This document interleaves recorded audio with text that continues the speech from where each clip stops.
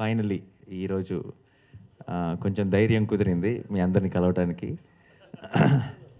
బేసిక్గా అంటే నాకు బాగా పాజిటివ్ థింకింగ్ ఎక్కువ అలవాటైపోయి సినిమా కొంచెం కొంచెం లేట్ అయ్యే కొద్దీ నేను ఏమనుకున్నానంటే ఆడియో రిలీజ్ తర్వాత 4.5 months డిలే అయింది.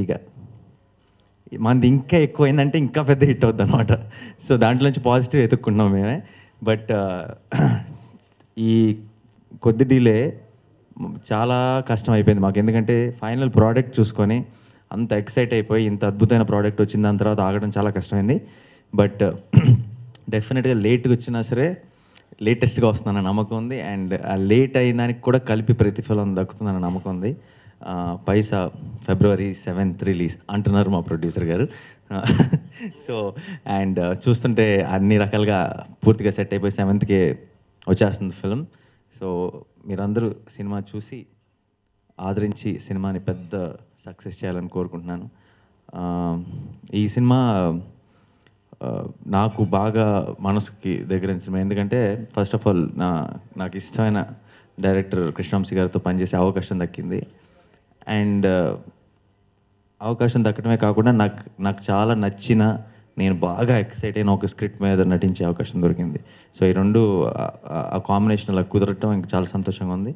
అట్ ద సేమ్ టైం ఈ సినిమా పర్టికులర్గా హైలైట్స్ గురించి మాట్లాడాలంటే సాయి కార్తిక్ మ్యూజిక్ ఒక పెద్ద హైలైట్ అండి. ఆల్రెడీ సాంగ్స్లో పైసా కానీ నీతో ఏదో అందాం అనిపిస్తున్నాను పాట కానీ ఆల్రెడీ రేడియో ఛానల్స్లో ఇప్పుడు నేను ఇక్కడ ప్రెస్ మీట్కి వస్తున్నప్పుడు కార్లో కూడా అదే పాట వస్తుంది. సో అవి రెండు ఆల్రెడీ సూపర్గా క్లిక్ అయినాయి. బట్ పర్సనల్గా నాకు సాయి కార్తిక్ ఇచ్చిన మ్యూజిక్ కంటే కూడా సాయి కార్తిక్ ఇచ్చిన బ్యాక్గ్రౌండ్ స్కోర్ చాలా ఇష్టం. సినిమా అంతా చూసిన తర్వాత బ్యాక్గ్రౌండ్ స్కోర్తో చూసినప్పుడు ఒకసారి ఏంటిది మన సినిమానే అని అనిపించింది.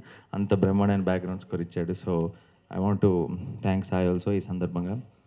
అండ్ ప్రొడ్యూసర్ రమేష్ భూపాల్ గారు ఎన్ని డిలేలు వచ్చినా, ఎన్ని ప్రాబ్లమ్స్ వచ్చినా, కష్టాలు వచ్చినా చివరిదాకా సినిమాకి ఒక బ్యాక్ బోన్గా నిలబడ్డారు. ఆయనకి స్పెషల్ థ్యాంక్స్ చెప్పాలి. అండ్ క్యాథరిన్ నా అంటే పేరు చెప్పను, బట్ ఒక ప్రముఖ వ్యక్తి పైసా సినిమా చూసి ఏంటి ఈ అమ్మాయి ఇంత బాగా యాక్ట్ చేసేసింది, కృష్ణవంశీ గారు కష్టపడి చేయించుకున్నారా, నమ్మి మేము పెట్టుకోవచ్చా, మా సినిమాలో కూడా అంతే బాగా చేస్తా అని అడిగారు సినిమా చూసిన తర్వాత. సో డెఫినెట్గా క్యాథరిన్కి చాలా బ్రైట్ ఫ్యూచర్ ఉంటుంది. అండ్ ఈ సినిమా తర్వాత డెఫినెట్గా తెలుగులో చాలా బిజీ అయిపోతుంది. సో పేరున అంటే మా ఎడిటర్ త్యాగు కానీ, మా కెమెరామెన్ సంతోష్ కానీ, వీళ్ళందరికీ పేరున థ్యాంక్స్ చెప్పాలి. ఎందుకంటే ఒక మామూలుగా ఒక సినిమా కంటే కొంచెం ఎక్కువ కష్టమే పడ్డాం ఈ సినిమాకి. అది దానికి కారణం కృష్ణవంశీ గారు కాదు, దానికి కారణం ఈ సినిమా జానర్, ఈ సినిమా స్క్రిప్ట్. బేసిక్గా ఈ కంటెంటే కొంచెం ప్రతి ఎపిసోడ్ కూడా కొంచెం నార్మల్ మనకు చాలా కంఫర్టబుల్ సిచ్యువేషన్స్లోనో స్టూడియోస్లోనో షూట్ చేసిన ఒక సెటప్ కాదు. చాలా కొంచెం రిస్క్ తీసుకొని కొంచెం రియల్ లొకేషన్స్కి వెళ్ళి చాలా కష్టపడి ఆ రియల్ ఒథెంటిక్ ఫీల్ రావాలంటే, ఆ ఓల్డ్ సిటీ ఫీల్ రావాలంటే కొంత ఎక్స్ట్రా కష్టపడాల్సి వచ్చింది మామూలు సినిమాలతో కంపేర్ చేస్తే. అంత కష్టపడి అందరూ ప్రతి టీం మెంబర్ ఎఫర్ట్ పెట్టాడు కాబట్టే ఈరోజు పైసా ఈ రేంజ్లో వచ్చింది.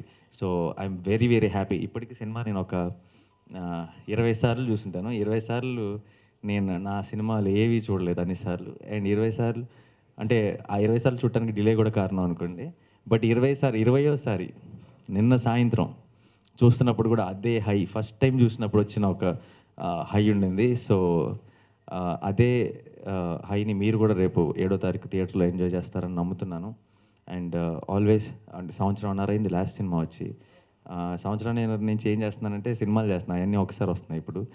సో ఈ 1.5 year కష్టం అంతా ఈ సినిమాలో కనపడిపోతుంది.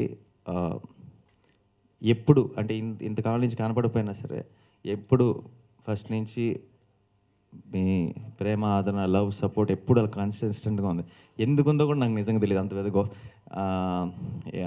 చేసింది hardly 8 films, but the kind of support అక్కడ సోషల్ మీడియాలో కానీ ఎక్కడైనా సరే చూస్తుంటే నాకే ఆశ్చర్యం వస్తుంది. డూ ఐ డిజర్వ్ దిస్ అనిపిస్తుంటుంది. బట్ అదే సపోర్ట్ పైసాకి నాకు కంటిన్యూ అవ్వాలని కోరుకుంటున్నాను. అండ్ పర్టికులర్గా మీడియా ఫ్రెండ్స్ ఫస్ట్ నుంచి సపోర్ట్ చేస్తూనే ఉన్నారు.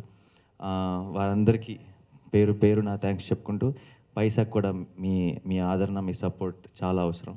And once again February 7th థియేటర్స్లో చూడండి. And please no piracy.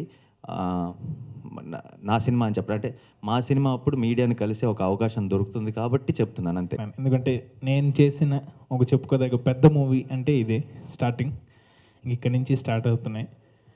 And ఈ మూవీకి కృష్ణవంశీ గారు నన్ను చూస్ చేయడం నా అదృష్టంగా అనుకుంటున్నాను. మంచి సాంగ్స్ అండ్ చాలా మంచి రెస్పాన్స్ వచ్చింది ఆల్రెడీ. పైసా పైసా అండ్ నీతో ఏదో ఈ సాంగ్స్ అన్నీ మంచి పేరు వస్తున్నాయి. ఈ సినిమా సూపర్ హిట్ అవ్వాలని కోరుకుంటున్నాను. Thank you. Good evening, everybody, and thank you so much for being present here. I'd just like to say that I'm very grateful for the opportunity to be a part of Paisa.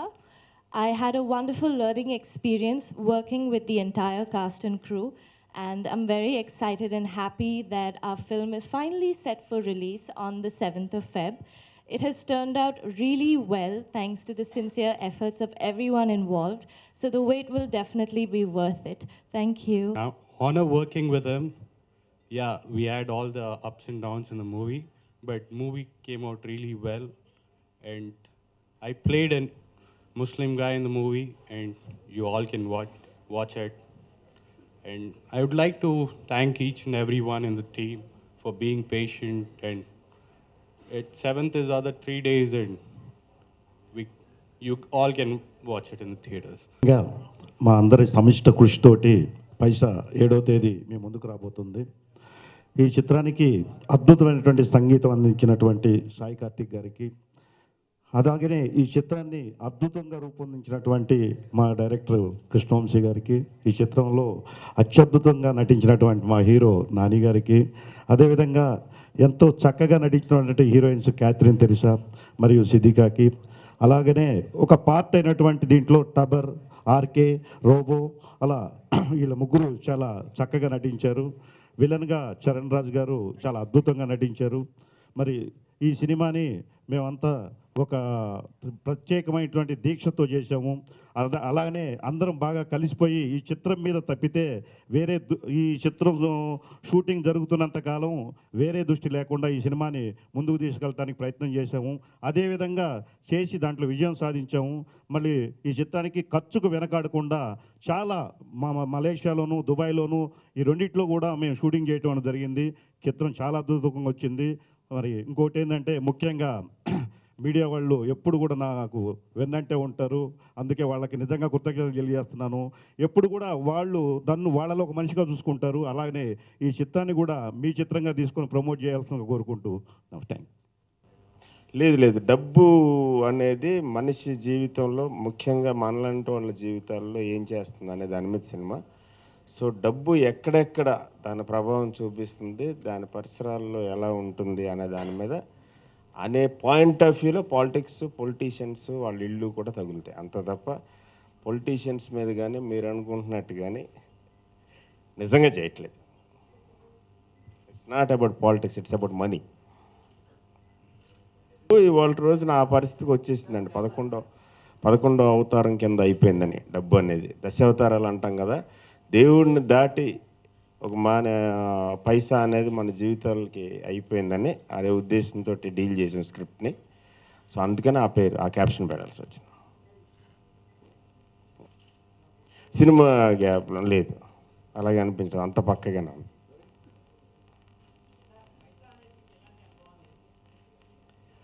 ఇలాంటి విచిత్రమైన రీజన్స్తో cinema late అవుద్దని నేర్పింది.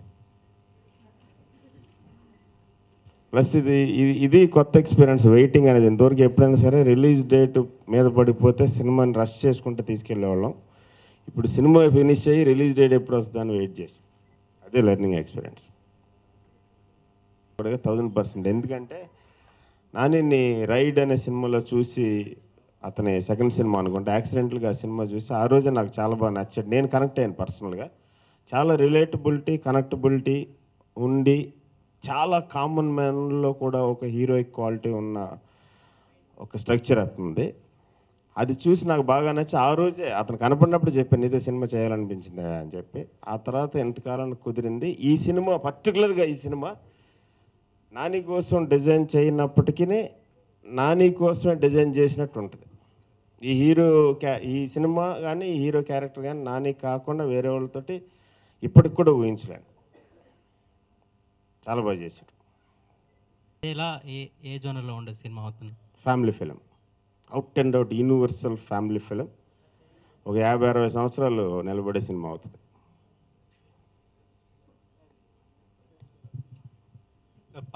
పైసా మేకింగ్కి మీ personal experience రీజనా ఏంటి? పైసా ఒక crime చేయగలదు, ఒక లవ్ని ఏర్పరచగలదు అంటే బియాండ్ మనీ ఏదైనా ఉందని చెప్తున్నారా సినిమాలో? లేదు, మనీ ఏంటని చెప్తున్నాం, మనీ ఎలా ఉండాలనేది చెప్తున్నాం, మనీతో మనం ఎలా ఉండాలని చెప్తున్నాం. బియాండ్ మనీ ఏముంది? అది ఏం లేదు. బియాండ్ మనీ ఉన్నది ఎంప్టీనెస్సే. గత 10 సంవత్సరాలుగా ఆల్ ఓవర్ ది వరల్డ్ అన్నిటికంటే major important thing in everybody's life money. Money has become మనీ's role has become like that. Everybody is after money. Either they are affected by money, or they are after money, or they want money, their desire of money, or their lack of money. ప్రతిదీ డబ్బు చుట్టే తిరుగుతుంది, ప్రతిదాన్ని డబ్బుతోటే కొలుస్తున్నాం. ఈ పాయింట్లో, ఈ ప్రాసెస్లో డబ్బు కోసం లేకపోతే డబ్బు కోసం జరిగే వెంపర్లాటలో మనల్ని మనం కోల్పోతున్నాం. అలాగే చాలామంది క్యారెక్టర్స్, చాలామంది మనుషులు సోల్లెస్గాను హ్యాలోగాను మిగలటం నేను నా కళ్ళతో చాలాసార్లు చూశాను. స్నేహితులు కానీ, బంధువులు కానీ, ఓన్ పీపుల్ కానీ, స్ట్రేంజర్స్ కానీ, కోవర్కర్స్ కానీ, కొలీగ్స్ కానీ, ఎక్కడ చూసినా ఆ డబ్బు అనేదే ఫస్ట్ మీటర్ అవుతుంది. ఆ థాట్స్లోంచి, ఆ రియాక్షన్స్లోంచి వచ్చిన కాన్సెప్ట్ పైసా అనేది.